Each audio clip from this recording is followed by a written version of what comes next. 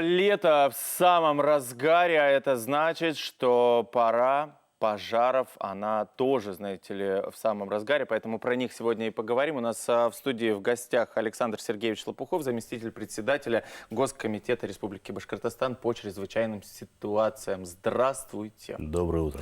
Ну что, все сейчас разъезжаются. А что разъезжаются? Уже разъехались все по своим дачным участкам. И вот здесь-то ожидает нас самое опасное. Как избежать вот этих самых ненавистных пожаров и как обезопасить себя? Ну, прежде чем людям ехать на дачу, нужно, во-первых, позаботиться о своей безопасности.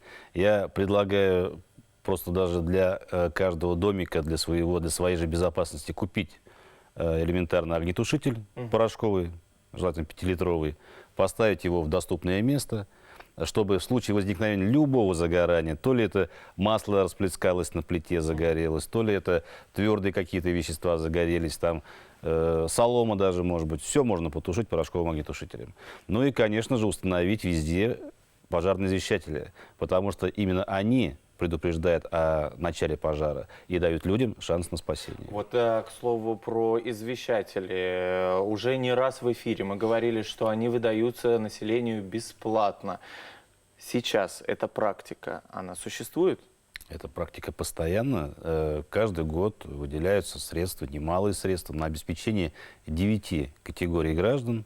Это, значит, у нас семьи многодетные, семьи с детьми в социально опасном положении, лица в возрасте 55 лет и старше, одиноко проживающие, ветераны войны, лица, приравненные к ним, дети, родившиеся после 1 января 2018 года. У нас сейчас выдается извещатель при рождении ребенка жителям республики. Вообще прямо каждому? в роддоме. Да Прямо в что? роддоме. Да, вместе с подарочным набором. С прошлого года у нас вот теперь мамочка выписывается, ей сразу подарочный набор, и там извещатель. Круто. А как вот если вдруг, ну, так получилось, не родил я никого, как получить этот извещатель, куда обращаться? Куда Но идти? если вы относитесь к одной из этих 9 Так. категорий, обращайтесь. А так нужно покупать самому. Ну, понятно, куда обратиться, куда написать, куда Это позвонить. Центр профилактики пожаров. У нас на сайте Госкомитета все контакты размещены. Пожалуйста, в любой момент в рабочее время выходите на связь и, соответственно, с вами созванивается инженер, инспектор наш, который обеспечит ваше получение вами этого пожарного извещателя. Ну, все круто. На самом деле звучит, как будто бы это что-то, нечто дорогое. На самом деле этот извещатель, он не такой уж и дорогой, поэтому позволить его себе может каждый. Сколько он стоит рублей? 250. 250 рублей. Но это такая маленькая сумма в перерасчете на жизнь. Это вообще кроха, как мне кажется. Поэтому оно стоит того, чтобы пойти просто позаботиться не только о себе, о своих соседях, потому что чаще всего, уезжая куда-то на даче, а дома остается опасная ситуация, да, когда приборы включены, когда никто за ними не следит. И это, кстати, тоже одна из причин пожаров. Да, вообще лишить жизни может такая же дешевая вещь, как одна спичка, да, или брошенный окурок сигареты.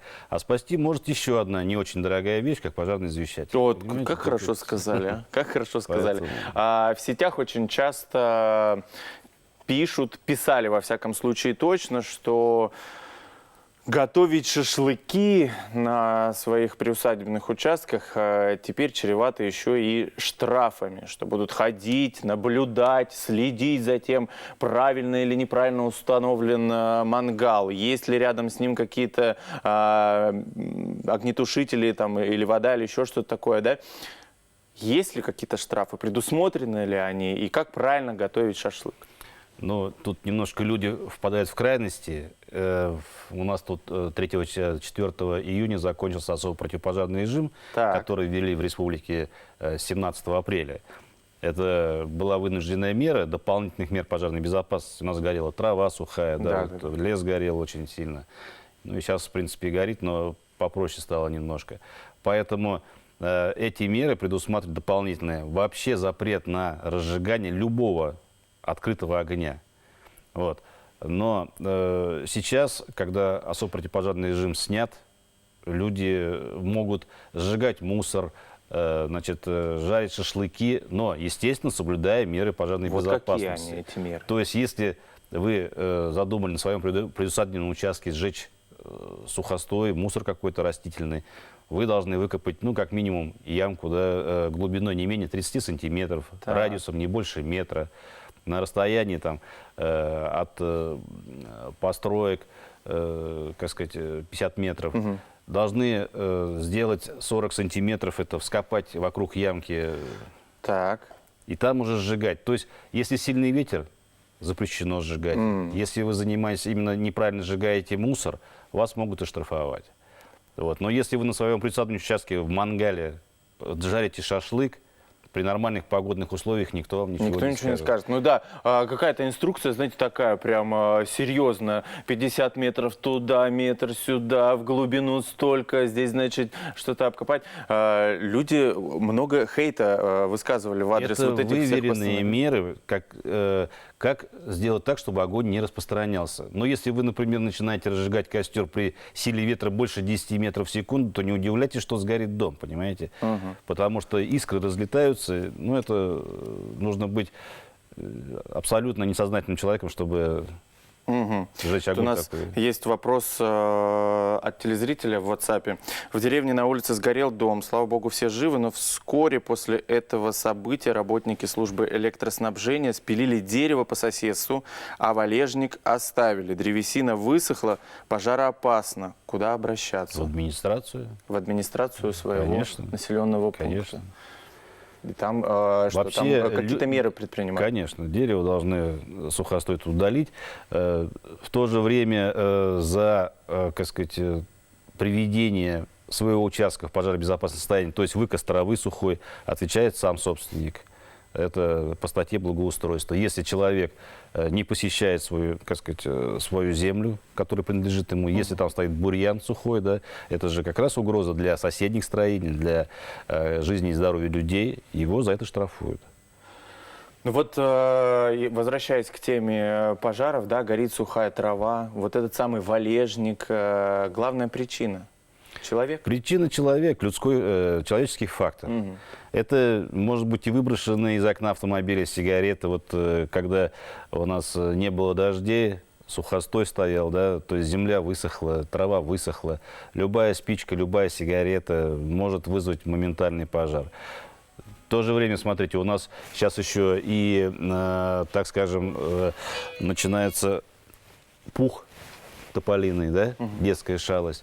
Даже банально, люди сейчас потянулись на природу, к реке, к водоемам, отдыхают, лето.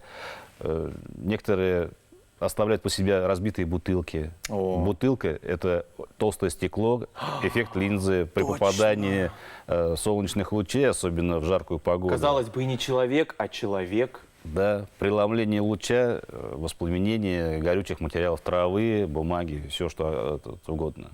В общем, хочется сказать, мы миллиард раз просто обсуждали эту тему, говорили, пожалуйста, берегите природу, будьте к ней аккуратны, потому что все мы знаем и видим, как тяжело тушатся все эти пожары. Кстати, есть какая-то статистика? По лесным пожарам? Да, по пожарам, сколько их уже было в Башкирии? Вообще, у нас на сегодняшний момент с начала года порядка 5700 пожаров, 740. Да, из них только вот загорание сухой травы было 1010. Представляете, какой-то огромный процент. А сухая трава появилась недавно совершенно, потому что до этого снег же лежал. у нас. Кошмар, какой огромный. Поэтому, ну, сейчас вот из-за того, что трава молодая вышла, да, дожди пошли, у нас ситуация нормализовалась. Если 2 недели назад пожарные подразделения выезжали там по 40 раз на тушение травы ежедневно, то сейчас 1-2 раза, то есть это уже не критично. В общем, вам спасибо большое за то, что вы делаете, за вашу работу. С нами был заместитель председателя Госкомитета Республики Башкортостан по чрезвычайным ситуациям Александр Сергеевич Лопухов. Вам поменьше работы, ну а вам, друзья, берегите себя и своих близких.